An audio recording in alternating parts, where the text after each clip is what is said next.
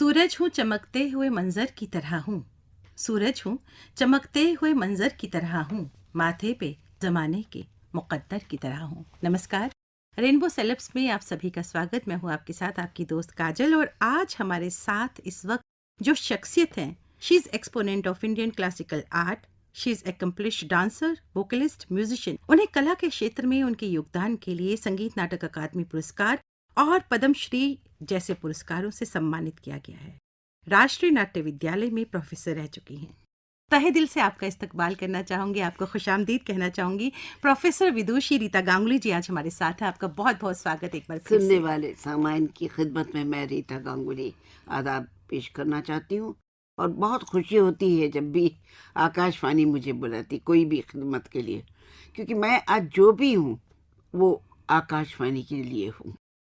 मैं बचपन से अचानक गाने लगी, नाचने लगी, पेंटिंग करने लगी, और आकाशवाणी लखनऊ के जो बच्चों का विभाग था उन्होंने हमको ढूंढ के निकाला। जिंदगी में पहली जो कमाई मेरी हुई जी, वो 5 रुपए, क्या बात। एक चेक। हाँ हाँ तब 5 रुपए बहुत होते थे। जी। ओहो, मैं भूल नहीं सकती हूँ। सबको हमने आइसक्रीम खिलाया और आई वॉज वेरी प्राउड। काफी लंबा अरसा निकल गया। ये एक महकमा है, जी कोई पार्शलिटी नहीं चलती, कोई गुंजाइश ही जी नहीं शैतानी करने का। जी मैम, जी बिल्कुल। आजकल माहिर है, जी सब चीज में कुछ न कुछ घुसा के अपना उल्लू सीधा करते हैं। जी ऑल इंडिया रेडियो में मेरी जो भी ग्रेडेशन हुई, घुसी थी बी होकर, उसके बी हाई हुई, उसके बाद ए हुई, फिर ए प्लस हुई, उसके बाद टॉप ग्रेड हुई। ये सब न मैं जानती हूँ किसने दिया, और मैं भूल नहीं सकती हूँ। क्या बात मैम, क्या बात। ये एक महकमा है जिसको मैं सल्यूट करती हूँ। बहुत शुक्रिया ma'am, and we are so proud, we are so proud कि आज आप हमारे साथ हैं। आपने अपना सफ़र जब शुरू किया कला के क्षेत्र में, तो किस तरह की मुश्किलात का सामना करना पड़ा आपको? फैमिली ऑर्थोडॉक्स थी, खराब थी ऐसा नहीं। जी बात ये है कि हमने एक्सीडेंटली कहीं जी पर हमारे शहर के बड़े बड़े लोग सब मिलके एक थिएटर कर रहे थे, जी कुछ रिलीफ फंड के लिए। जी और मिसेस टैगोर आई हुई थी, रविंद्रनाथ की पुत्रवधू, जी। और 3 महीने रह के मेहनत करी सबको लेके। उसमें मेरी माँ भी बहुत खूबसूरत थी, वो उनको एक रोल मिला हुआ था। जी 2 साल 4 महीने 5 महीने की थी मैं। वो भी हमको भी तैयार ऐसे करके लेके गई और खुद मेकअप रूम में चली गई। और जो स्क्रीन के इंचार्ज था उसको दे दिया, भाई बहुत नटखट है, हाथ मत छोड़ना। और नहीं नहीं, क्यों छोड़ेगी, स्क्रीन खोलना है और बंद करना, और क्या। जी तो पहला आइटम हो गया।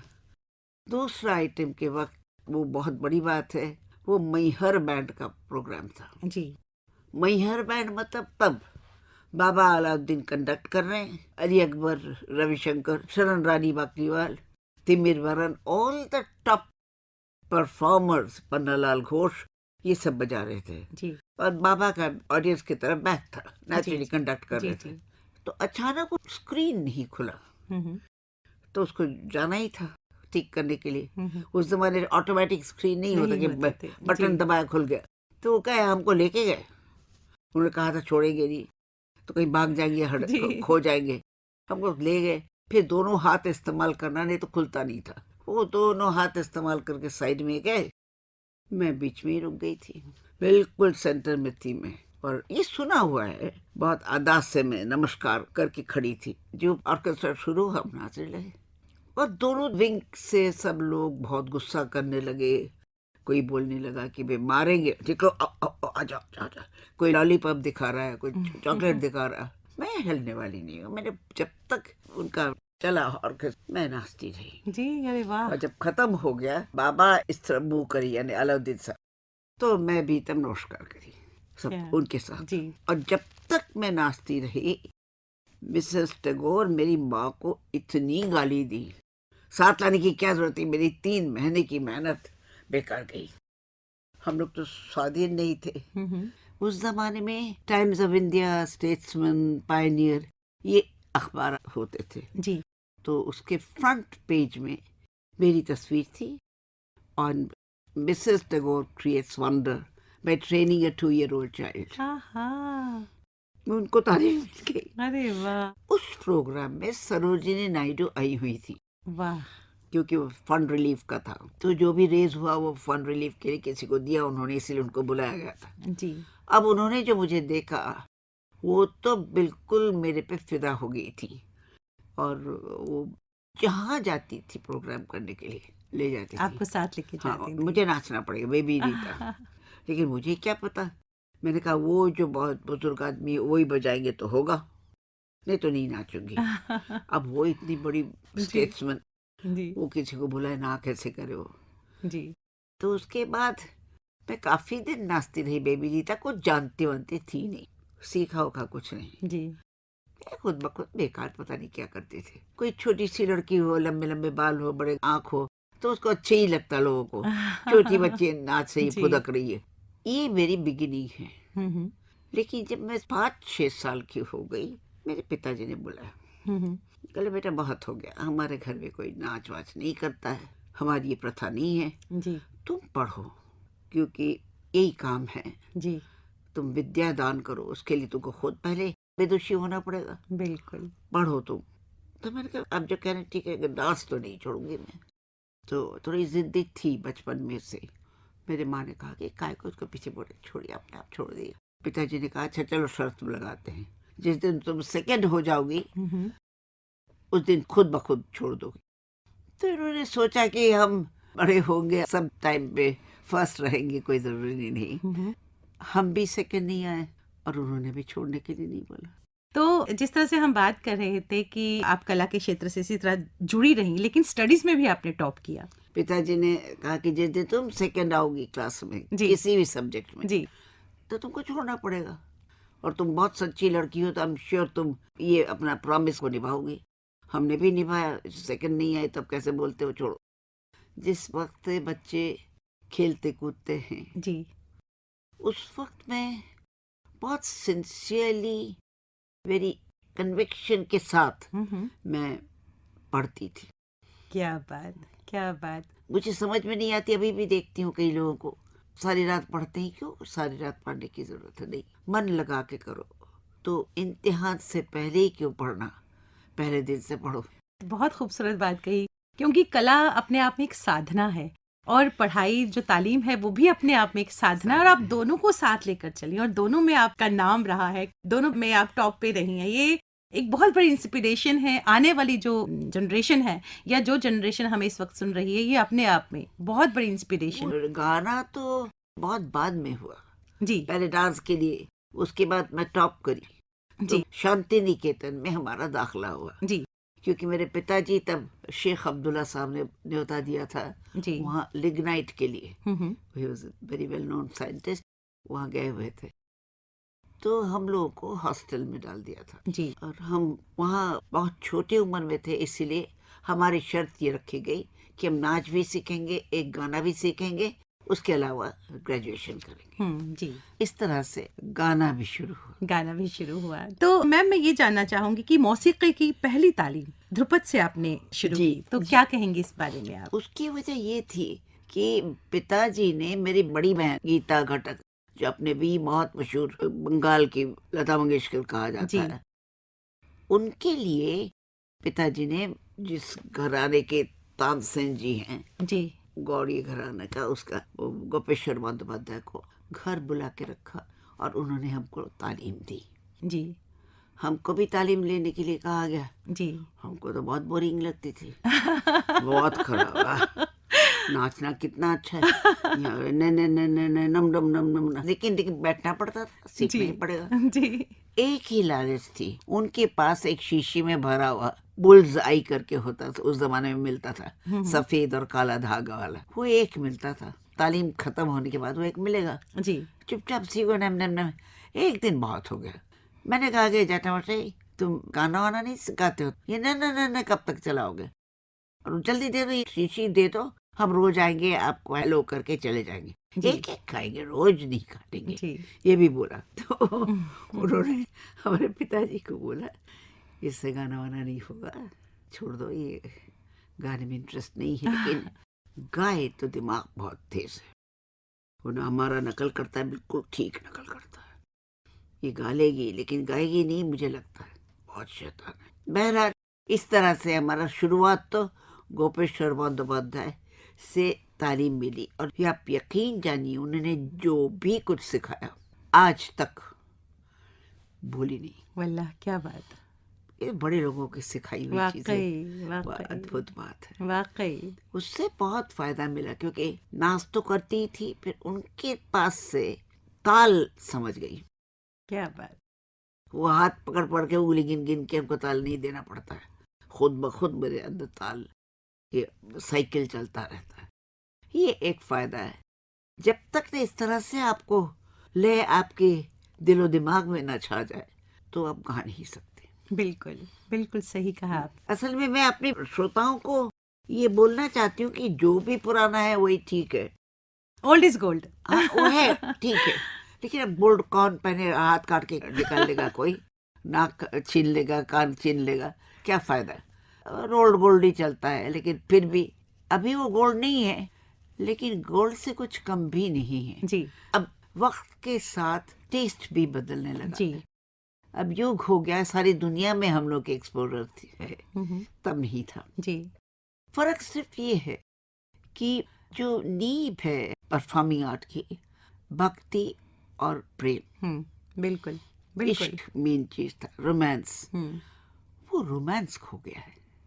वो इश्क का इंटरप्रिटेशन बदल गया है, क्योंकि ये विरह था जो बेस था हमारे गाने का। यस बिल्कुल सही।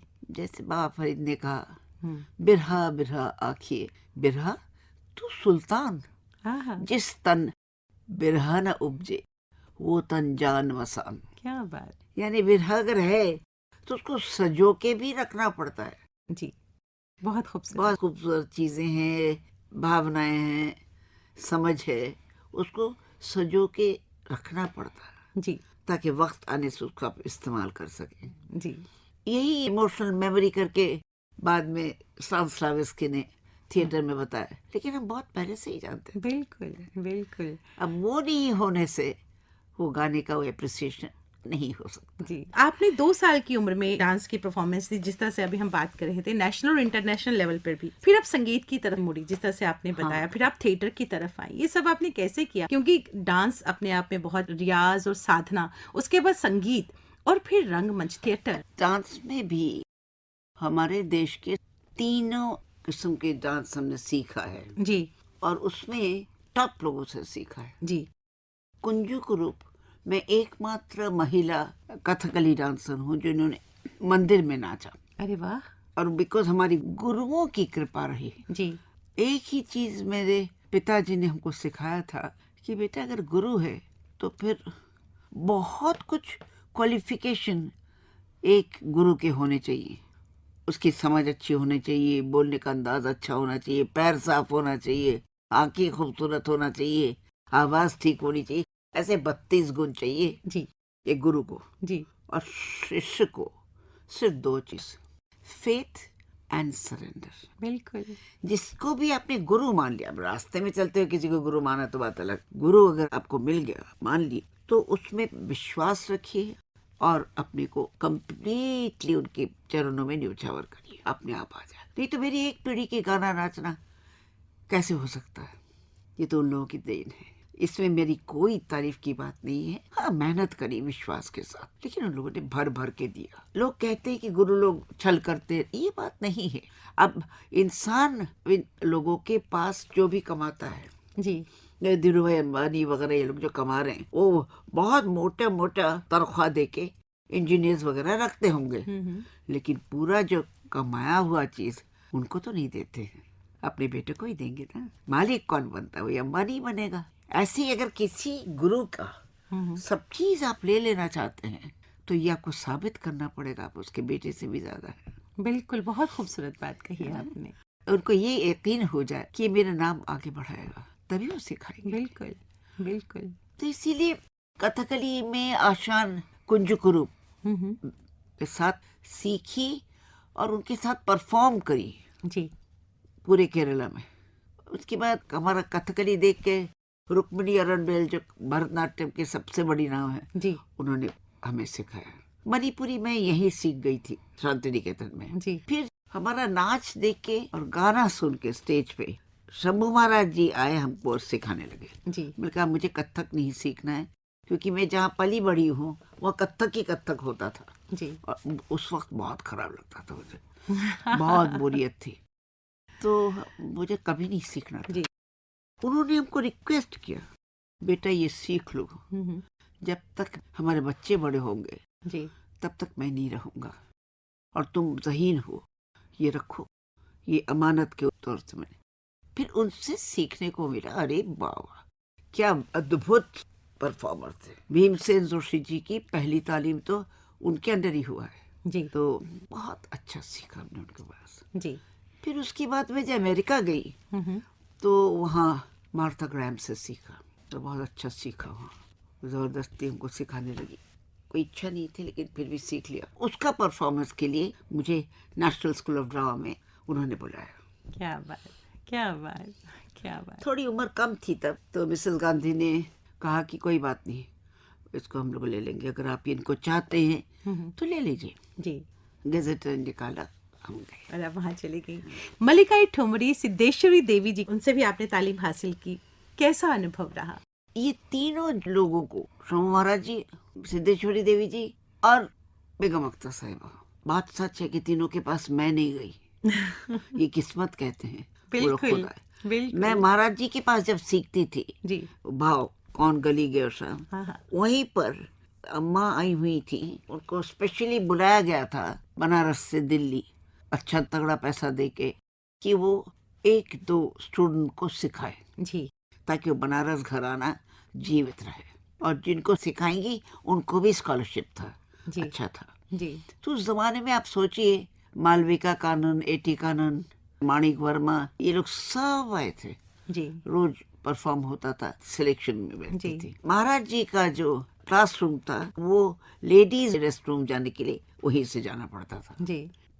तो एक बार आई, मैं गा रही थी, तो अचानक धड़म से दरवाजा खोल के वो आई। अच्छा, मैं नहीं जानती थी सिद्धेश्वरी जी कौन है, तो मुझे तो बहुत गुस्सा आया, क्योंकि अच्छा प्रोग्राम चल रहा था, सीख रही थी मैं। जी।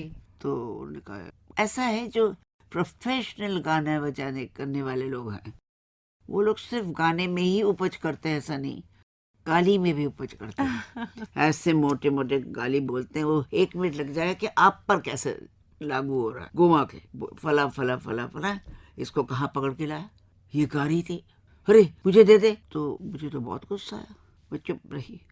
तो कहा, सीखोगी? अरे जी नहीं, मुझे तो गाना सीखना ही नहीं, मुझे क्यों गाना है, मैं तो सीख रही हूँ जो भी हमारे सिखा रहे हैं, अच्छा ही सिखा रहे हैं, मैं उस्ताद। तो अचानक बोला, अच्छा तुम्हें इतना गुरु है कि तुम्हारे गुरु बहुत अच्छा गाते हैं, चलो इनको भाव दिखाने दो और हम गाते हैं, जो भाव दिखाएंगे वो गले से अदा होगी। तो मुझे तो सचमुच अभी भी वो याद है, वो फीलिंग, बहुत गुस्सा आया। ये कौन है? देखने में बहुत अच्छी नहीं थी, जब गाती थी तब सुंदरी हो जाती, सचमुच सिद्धेश्वरी देवी। जी। ये कौन भद्दी सी मोटी सी औरत, क्या बोल रही है वो, बहुत गुस्सा आया। लेकिन बहरहाल वो शंभू महाराज जी गा रहे थे, भाव दिखा रहे थे, और उसमें अचानक एक गंभीर आवाज से, हर कौन गली गयो शाम, अरे बाप, ऐसा गाया उन्होंने, एक पहला लाइन मैंने जैसे कि बिजली टूट गई पूरे जिस्म में। ये गाते रहे, वो दिखाते रहे, वो दिखाते रहे, ये गाती रही, कोई 45 मिनट तक चला। मालूम होता कि साक्षात सरस्वती धरती पे उतर आई थी उस दिन, इतना सुंदर था। ये भी रो रहे थे, वो भी रो रहे थे, उनको देख के मैं भी रो रही थी। तो बंद हुआ तो उन्होंने हमारे हाथ पकड़ के कहा, बेटा मैं पास हो गई। और महाराज जी फिर मोटी सी गाली देके कहा, बड़ी बहुत बन रही है, तुझे पता भी ये कौन है, किससे तो आप मनवार करवा रही है अब। तो उन्होंने कहा, मत बोलो मत बोलो, ये टमटम बोली बोला थी, टमटम बोली मतलब अंग्रेजी बोला था, ये नाराज हो जाएगी, बड़ी मुश्किल से तो गा के उसको मनाया, क्या कर रहे हो शंभू। तो उन्होंने अपने बैग से 11 रुपए निकाला, पान सुपारी तो खाते ही थे, एक लॉजेस पता नहीं कहाँ से उनके बैग में था, वो भी डाल के उन्होंने कहा, हमारे पैर में तो चल चल चल चल, और हम अभी गंडाबाद। क्या बात। और उन्होंने कहा कि जो वो थे कोठारी साहब थे उस वक्त, बाद में जिनसे मेरी शादी हुई, उनको कहा कि अरे उनको बता दो, इंदिरा को बोलो और ये सब मत भेजे। अब वो इतनी सहनी थी, उन्होंने कहा कि एक मूर्ति जो बन गई है उसको आप चाहे कितना भी गीला कर लो और कूट लो, वो दोबारा मूर्ति नहीं बनेगा। बिल्कुल, बहुत खूबसूरत बात। और ये कच्ची मिट्टी है, अच्छी मिट्टी है, मैं इसको तैयार करूंगी। और वारी बाबा सुबह से शाम तक तालीम मिली, बहुत प्यार का। और ऐसा गाना, ऐसे इंसान, ऐसा खाना पकाना, हम बोल नहीं सकते। उनसे जो स्नेह मिला, सिर्फ उन्होंने मुझे ही गंडा बांध के तालीम दी। बहुत बड़ी बात। और बड़े आर्टिस्ट का यही निशानी है, बहुत विनम्र है, बन के नहीं, खुद ब खुद। बिल्कुल, बहुत ही खूबसूरत बात कही आपने, बहुत ही खूबसूरत। क्या ऐसा हो सकता है कुछ एक लाइन अगर हम आपसे सुने? नहीं नहीं नहीं, नहीं हमने हो गाना पाएगा। छोड़ ही जी, दिया, जी, इतना जी, नहीं जी। नहीं गा रही हूँ। क्योंकि आपकी बातों में मैं भी कहीं खो सी गई, इतनी खूबसूरत बातें आप कर रही हैं, खासतौर जो भी आपने किस्सा सुनाया। हम बात कर रहे थे जिस तरह से आपने कहा कि एक शागिर्द को सरेंडर करना होता है अपने गुरु के सामने। आस्था की जब हम बात करते हैं, भक्ति की जब हम बात करते हैं, वो रिश्ता उस्ताद और शागिर्द का भी होता है। तो मलिका, ये गज़ल बेगम अख्तर जी से आपका उस्ताद और शागिर्द का बहुत ही खूबसूरत रिश्ता रहा, बहुत ही गहरा रिश्ता रहा। जानना चाहेंगे इस बारे में आपसे ज़रूर। ये बड़ा कॉम्प्लिकेटेड है। क्या हुआ कि मेरे शौहर गए हुए थे उनको बुलाने के लिए। एक बहुत बड़ा प्रोग्राम था हिंदुस्तान में, शायद वो सबसे बड़ा प्रोग्राम। जितने भी गालिब के स्कॉलर थे जी उनका कुछ एनिवर्सरी था जिसमें ये लोग आए हुए थे। जितने भी क्लासिकल गाने वाले उस्ताद उस जमाने में सब आए, सबको एक एक गजल गाना था। जी और वो गजल संगीत नाटक अकेडमी ने दिया था जी और उनका प्रोग्राम था। तो आखिरी में इंटरवल के बाद बेगम अख्तर का प्रोग्राम ऐसा शेड्यूल था। तो उनको मधु करने के लिए जी हमको जो डायरेक्टर थे तो वो ले गए। फिर आप जी। आना चाहती हैं? मैंने कहा बिल्कुल, बेगम अख्तर कौन नहीं जाना चाहता। तो उनके पास में गई तो आवाज, इससे पहले एक प्रोग्राम में गई हुई थी मैं लखनऊ, जी जिसमें अहमद जान थिरकवा हमारे जी जी तबले जी, में तब- थे जी, जी। हमारे साथ, अम्मा गा रही थी। आकाशवाणी से ही थे वो भी। हाँ, जी और सबसे श्रेष्ठतम तबला वादक बिल्कुल। हमने बनाया। और ये अपने राजन साजन जी के पिताजी हम्म, हनुमान मिश्रा, जी वो सारंगी पे थे। जी उसमें क्या हुआ कि अम्मा का थोड़ा सा तबीयत खराब हो गया, गला फंस गया छालियों से। जी तो उन्होंने कहा बेटा गाते रहो। हम्म, मैं गाती रही। उसके बाद जब हो गया, वहाँ बेगम साहब ने हमको सुन रखा था। अब जब मैं गई उनको बुलाने के लिए, अब मुझे पता नहीं वो आए थी, सुनी थी। तो मैं उनको कहा कि आप आजकल सिर्फ गज़लें गाती हैं, क्या हुआ? आप वो झूला दादरा ये सब गाती थी, आजकल बिल्कुल बंद कर दिया। तो उन्होंने कहा बेटा क्यों मैं गाऊं, जब लोग यही चाह रहे हैं? जरूरी है मैं ठुमरी दादरा कजरी चैती गाऊं? और हमें याद भी नहीं है। उनके मियाँ भी उनके साथ। मैं एक बात बता दूं, लोग बहुत उल्टा सीधा बोलते हैं। मेरी अम्मी, उनकी शादी इश्तियाक अहमद अब्बासी, जो कि एक नवाब के बेटे थे, और बारट लॉ, उनकी बहुत अच्छी जोड़ी थी। आखिरी सांस तक इन दोनों में बेपनाह मोहब्बत था। ये कहना कि मोहब्बत नहीं था, उनको जबरदस्ती किया, गाना बंद कर दिया, ये सच नहीं है। फिर उसके बाद क्या हुआ, उन्होंने कहा कि अरे अरे आओ आओ, बैठो बैठो। मियाँ, मैं इसकी बात कह रही थी। हाँ, तुमसे मिलते तो है बहुत शक्ल। तो कहा कि तुम गाना गाती हो बेटा? मैंने कहा नहीं। तो क्या करती हो? नाचती हो? मैंने कहा नहीं। तो क्या करती हो? मैंने कहा कि मैं खाना पकाती हूँ, जो कि सचमुच एक ही चीज़ मैं ठीक करती हूँ। तो बोला अरे वाह, खाना पकाना आ गया, तब तो गाना आ गया, तुम मेरे से सीखो क्या? नहीं, मुझे नहीं सीख रहे, गाना गाना ही नहीं। तो कहा अरे वाह। उन्होंने डायरेक्टर से कहा हमें एक शर्त है कि जितनी भी गज़लें मुझे गानी हैं उस देवनागरी में लिखवा दीजिएगा, और एक शर्त है ये गाएगी हमारे साथ। मैंने कहा मैंने तो सीखा ही नहीं, मैं तो गज़ल गाती नहीं। बोला गाना पड़ेगा। बोला आइए तो देखा जाए। अब चूंकि मैं मिल चुकी थी, अद्भुत शख्सियत उनकी थी, जी बिल्कुल। सुंदर तो थी, बोलती इतनी अच्छी थी। और ये जोड़ी अब्बा की और अम्मी का बहुत खूबसूरत जोड़ी था।